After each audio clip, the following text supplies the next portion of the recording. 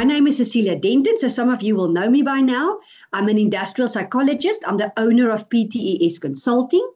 PTES stands for Psychometric Evaluation Services, and then we registered as a company because we saw that it's becoming HR related.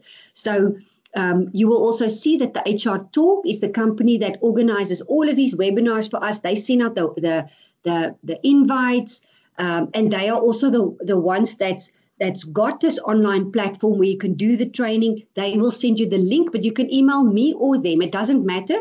We will get the link to you. It's only 150 Rand for the course. So really have fun with it. Go into it. Go and enjoy it. Upskill yourself. Learn a little bit more about this. You can never learn enough. So thank you for the HR Talk for organizing all of this for us. And today we're going to talk about body language and nonverbal communication. Right. So I'm not going to cover every single thing, but what we will be talking about is, firstly, we're going to look at some famous people that's been in the news, and we'll just do a little bit of an analysis on them, and we will look at it as emotional intelligence. We will look at facial expressions, and I also want to cover how you can monitor someone that's lying in an interview.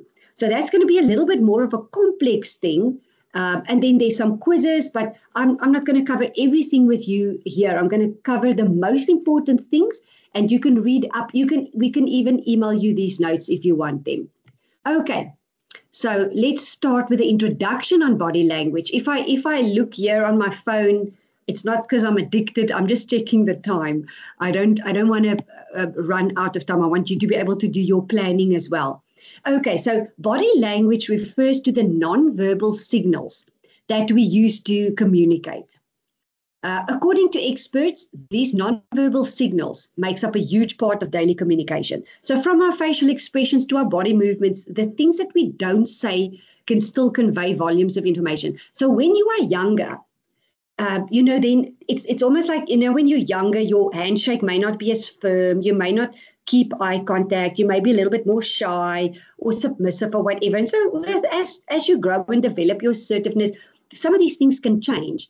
So you can always learn more about yourself as well. Look at what it is that you do when you get nervous, when something is happening. Monitor your own stuff that you do, and then you will also become aware of what other people do. Also, don't jump to conclusions too quickly. Someone can be biting their nails purely because there's like a chip in it or something. It's not necessarily that they are nervous. So always have an open mind. Never read things as very set in stone. So for example, if you speak to a friend or a colleague at work and you can see this person looks really down, be open to the fact that they look down, which means that something could have happened, and you are welcome to ask, is everything okay? And the person may say to you, yeah, no, it's okay. I just scraped my car this morning, or something bigger has happened, or whatever the case may be. But you can probe. That is why you are there. So then it has been suggested that body language may account for between 60 to 65% of all communication. Some research say it could even be 80 to 90. So it's really powerful. So, if you present and you just stand like this and you talk, you talk like this, you're not really expressing much, you may lose people's attention. But if you engage and you look around and you use gestures, also not too many gestures, or whatever, but those things you can learn. You can learn them and learn what is the best way to communicate with someone and to engage with someone. So then when doing presentations, most presenters focus their preparation time on the words they will say, but research shows that body language accounts for as much as 55% of the message total impact.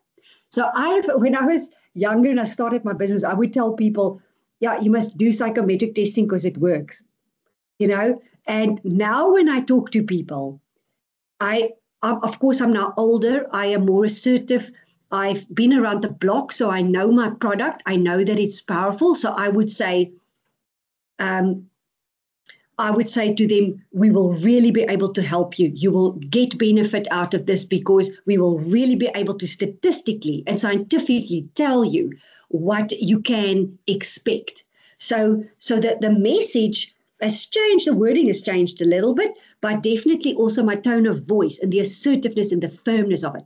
Also remember, in interviews, your confident extrovert will obviously come across different from the more introverted person, or just in general, maybe a more humble person, or whatever.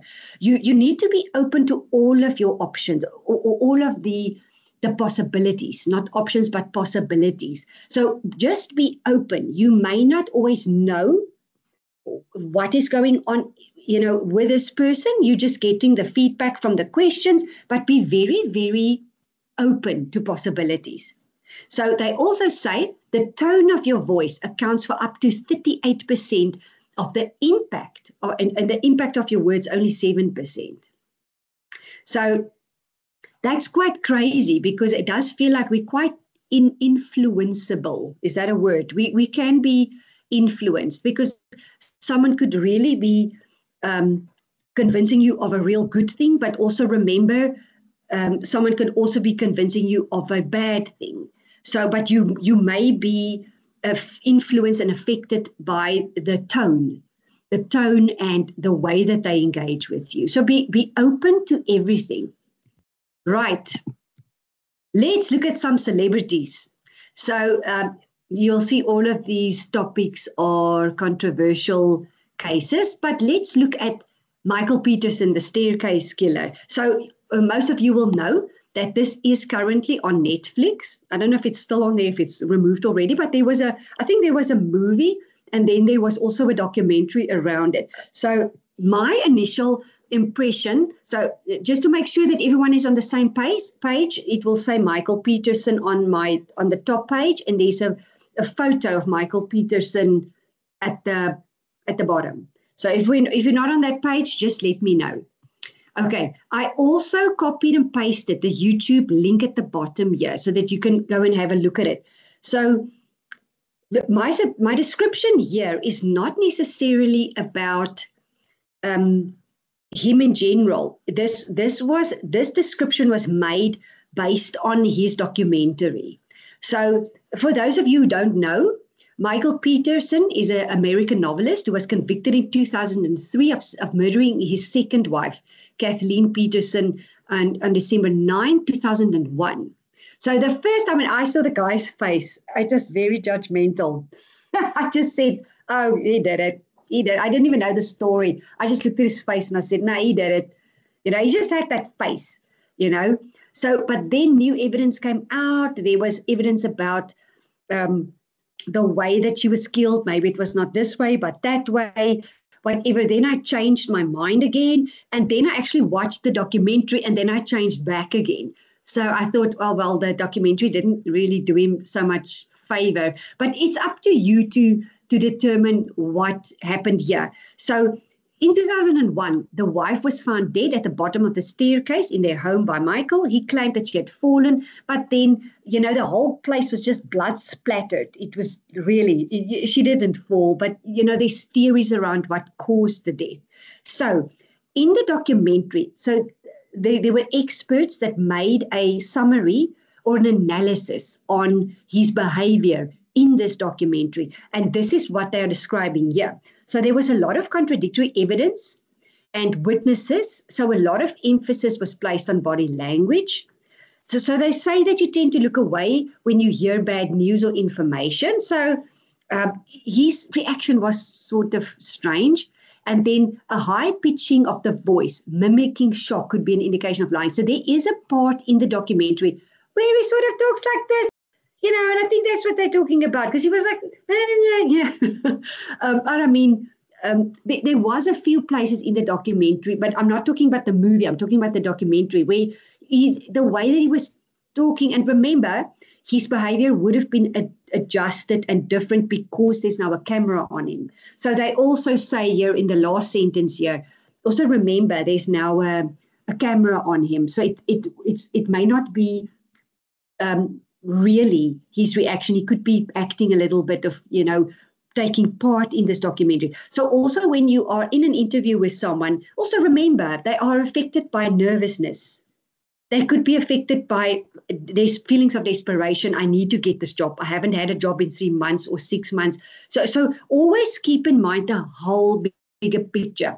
That's why when you interview someone, really look at their CV, look at their background, look at whether it's the truth on the CV, what could be influencing them. And as a matter of fact, I would ask people, if there's unhappiness with the previous employer, what happened? Be very open and very honest. Get as much information as you can. But always take into consideration the whole scenario. So in this case, they do say the cameras could have affected him. But there, I remember the place where he was sort of talking in a, like mimicking shock. Like he was like this. It was just funny. And then there's no denial. But he was at one point fishing for facts. So he didn't say, I didn't do it. I didn't. It wasn't me. What he was doing, he was like sort of fishing for facts, and also something where, let me just finish this one. So by fishing of facts, he is unsure of what the interviewer knows. So this was also evident in the documentary. Was sort of probing more. He wasn't really answering. And then there was another point. He was repeating what the interviewer was asking. So this is a good one. So for example, he would say, so the interviewer would say, there is a written statement, and he will say, a statement. So what I also found in, I know I shouldn't say this out loud in public, but at one point I watched a lot of Judge Judy. Yes, I know. I got addicted. It's over now, but I was addicted to it at some point. And it was interesting, because this thing happened constantly there. Like she will say something, and then the person would say, but why would I do that? Like, and they would repeat, and they would question, and they would say, but why would I do something as silly as that? And it was incredible how repeatedly it came out. And it doesn't mean that people are lying when they're doing that. I just found it interesting that they say it's a way of trying to win time. And it's a way of justifying or building a case that it's not you. And it was just interesting that I saw this in the millions of Judge Judy episodes that I watched. It was just funny because I thought, because she's quite good at reading people, and I don't think I'm there yet, but I found it very interesting that I saw that there all the time. Okay, and then I also just want to do this example, the Chris Watts family murder. So this was in 2018, so it's not even so long ago. So it happened in 2018, August, and initially, so for you that don't know the Chris Watts story, the wife and the children just disappeared, and they got there, and he phoned the police, obviously, and he said, well, they just gone and whatever. And so he lied about it at first, and then while being interviewed by police, he admitted to murdering his pregnant wife. So she was pregnant with a third child, and he actually admitted to it. I don't know even why. I think that of the pressure.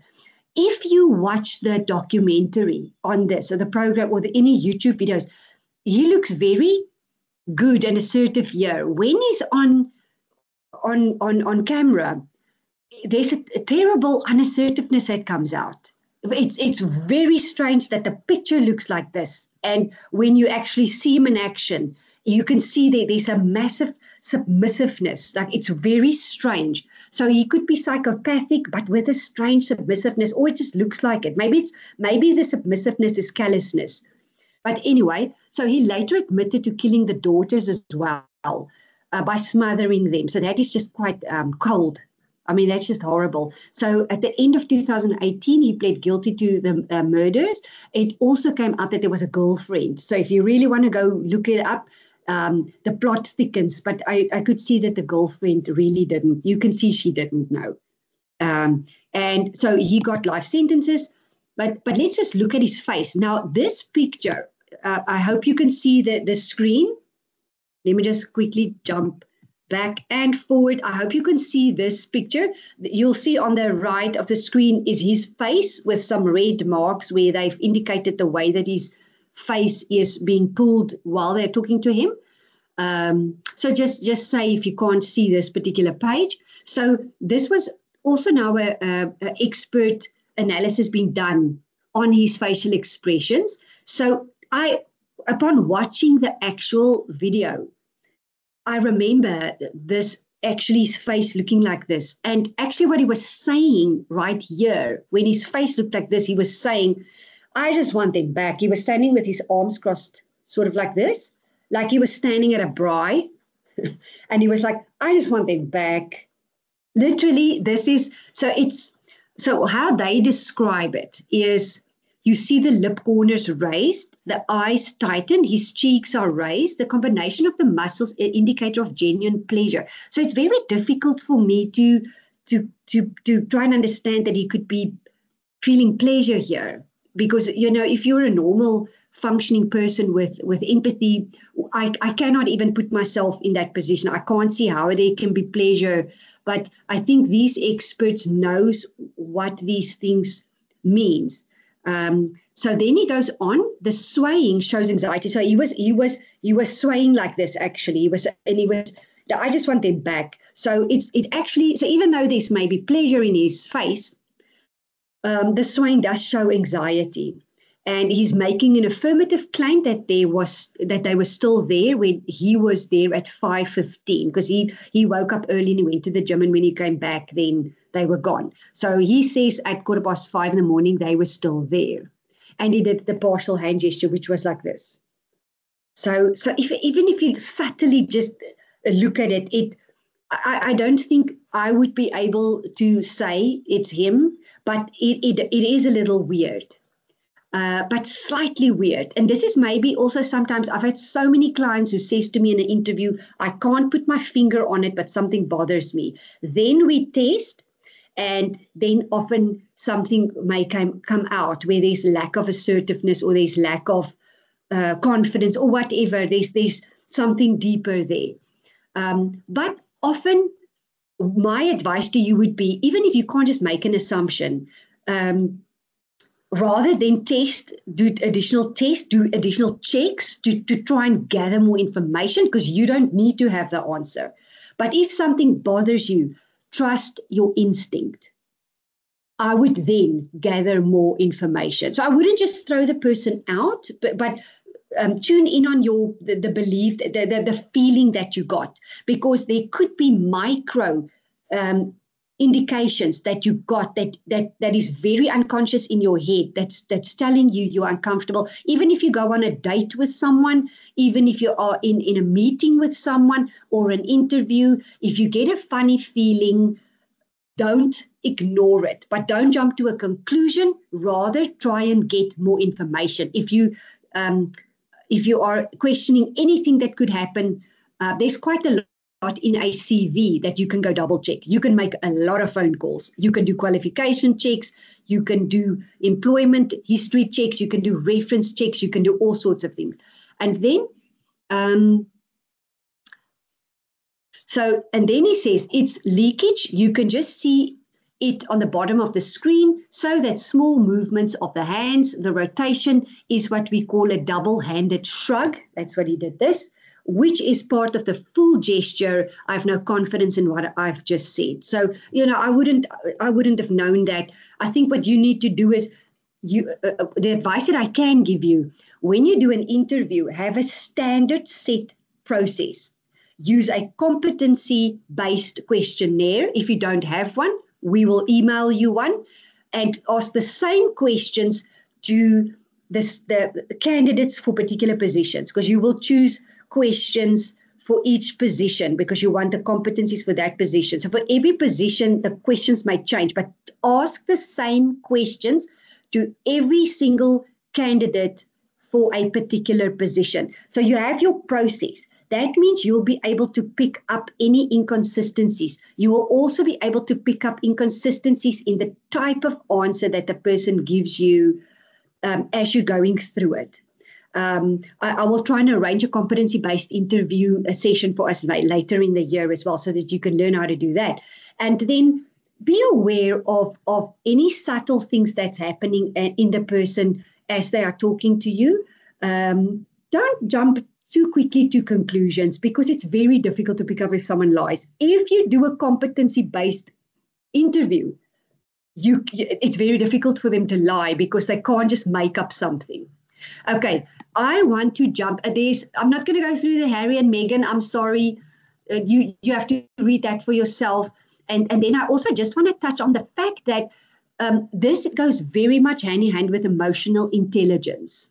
So don't think that you don't just use your rational analytical brain. Tap into your awareness. Also be conscious of your own bias and your own judgment when you are interviewing someone. Don't just look at the person. Be aware of what you do wrong. Be aware of that you may not like someone because they may remind you of someone, or you may be irritated and frustrated because it's the 20th candidate that you are interviewing. Be aware of your own weaknesses, your own biases and judgments, and develop your own emotional intelligence. You can only get better at this if you practice it. So let's just go through this. So some people can read each other's body language easily, and some people cannot do it at all. It depends on your own awareness. This depends on how much you have developed your own emotional intelligence. So even experts can't interpret body language 100% all of the time. So there's a lot of research about the different meaning of nonverbal communication. A lot of experts may get it right about 80% of the time, but there are definitely some mistakes. So, for example, if someone looks at their watch a lot of times, when someone goes like this, you may think that they are impatient, that they want to go, but it could also be a very time conscious person. That's just like, for example, I know I've been looking at my phone here, and it's not that I'm checking messages. I sort of keep an eye on the time. So it can be ambiguous. So even if the only thing that you learn from this today is to be incredibly open-minded, don't just make assumptions, and be aware of your own awareness and your own judgments and biases. Right, then I want to go to, I wonder if we've got time to go through. You know what, I'm going to do one or two of these that says what you can and what you shouldn't do. And then I'm going to quickly look at the interview. So I'm just going to do some of them. So one of the most common questions people have when it comes to body language is, what do I do with my hands? So one of the most common things people do is cross their arms in front of them. This not only sends a message of defensiveness and unapproachability, but it also betrays nervousness and a lack of confidence. To send the opposite message, open your chest and your arms. Keep your back up straight and your hand out. So if you have someone in the interview and they're sitting like this, know that they're nervous. You can tell them, listen, relax. We're not here to catch you out. This is our process. We want you to relax. But as soon as people are nervous, they'll go like this. You'll see in any type of program on TV, as soon as people get questioned as well, and the defensiveness goes up like this. But it could also be that you're cold. I stand like this a lot when I'm cold. So be open. Don't just jump to conclusions. Let's look at legs. Another big no-no. So, okay, I didn't know this because I like crossing my legs like this.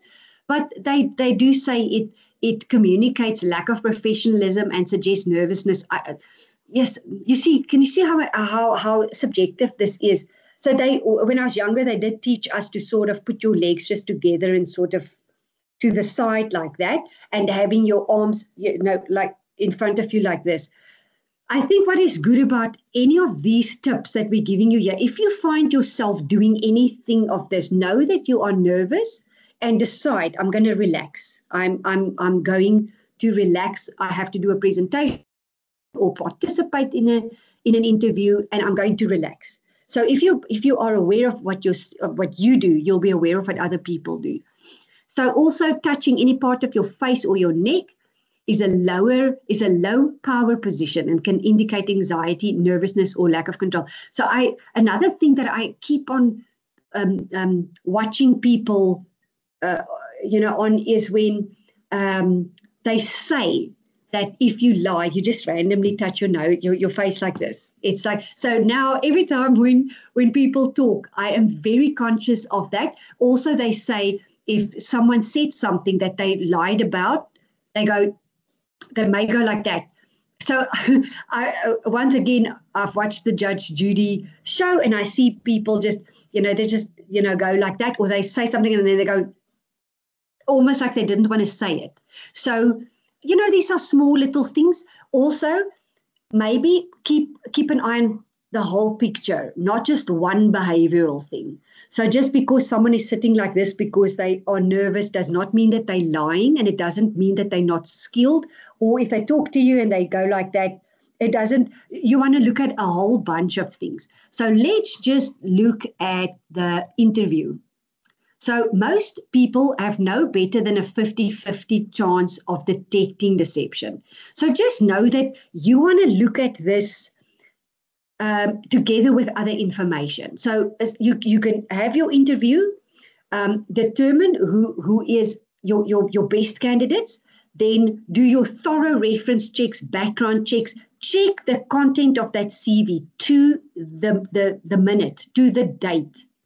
And you will see when someone has stretched it or lied about it or whatever. You add that to psychometric assessment. You add that to anything that you gathered in the interview.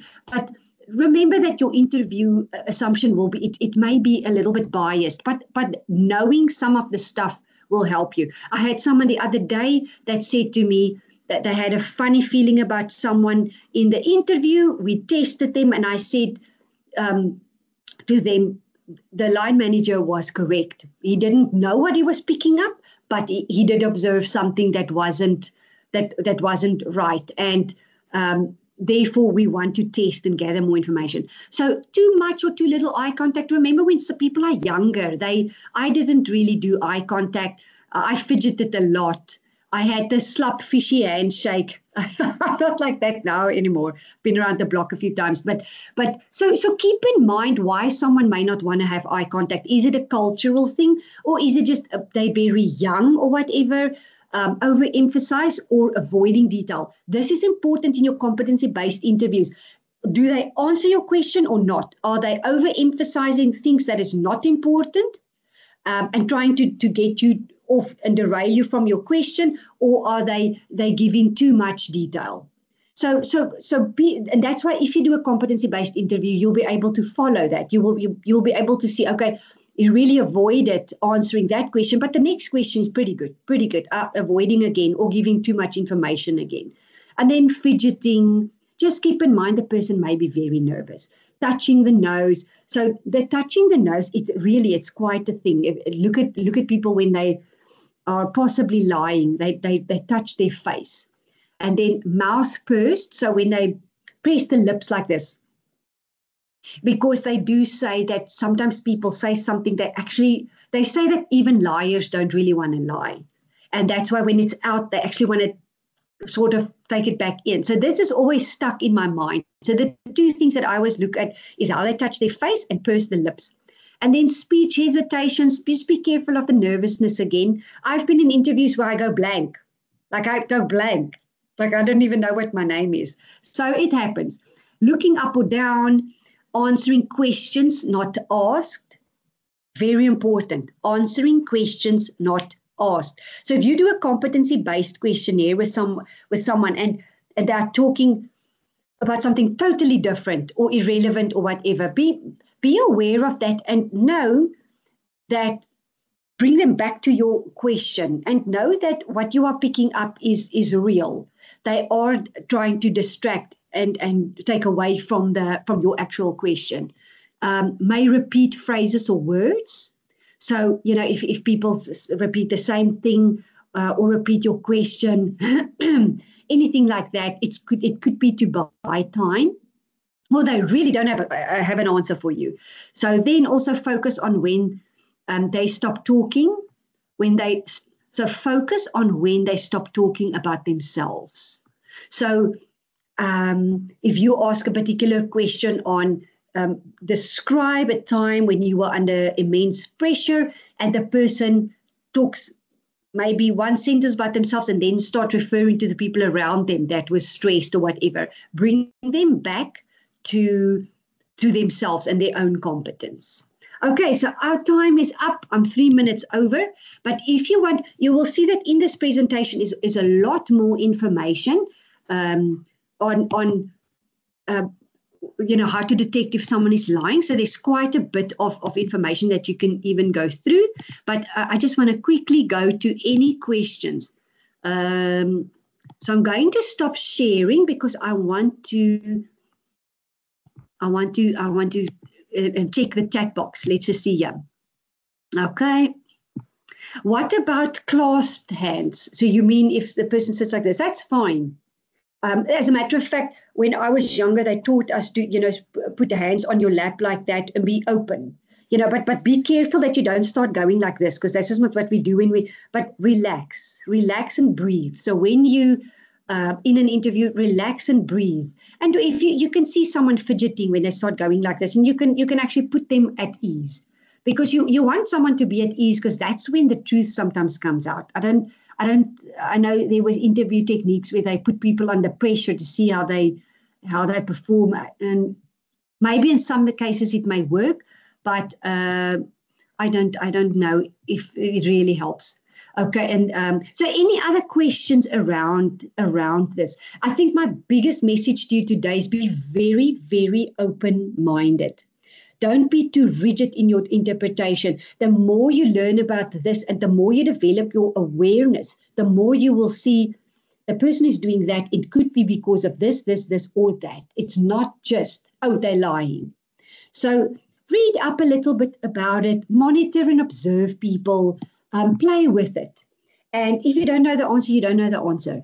If you feel this person, the interview was sort of okay, gather more information. Really analyze the CV. We don't understand how powerful it is to analyze a CV.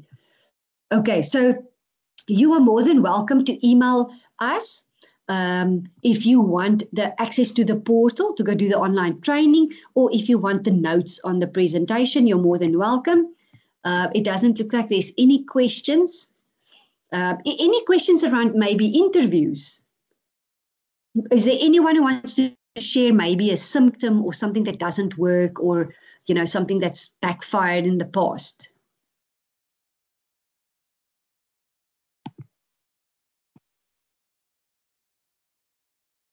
Let me just open the chat box again. Okay, there's no questions. I also want to tell you, be on the outlook for the stress management sessions that's going to be, I think it's in September. So be on the lookout for the stress management webinars in September. Those are very, very, they are good ones. They are just good ones to attend, and it will link to the EQ. And you know that the EQ links to this as well. So email us if you want to do the training, or if you want the notes on the webinar. Okay, so if there's no other questions, we'll see you then next time.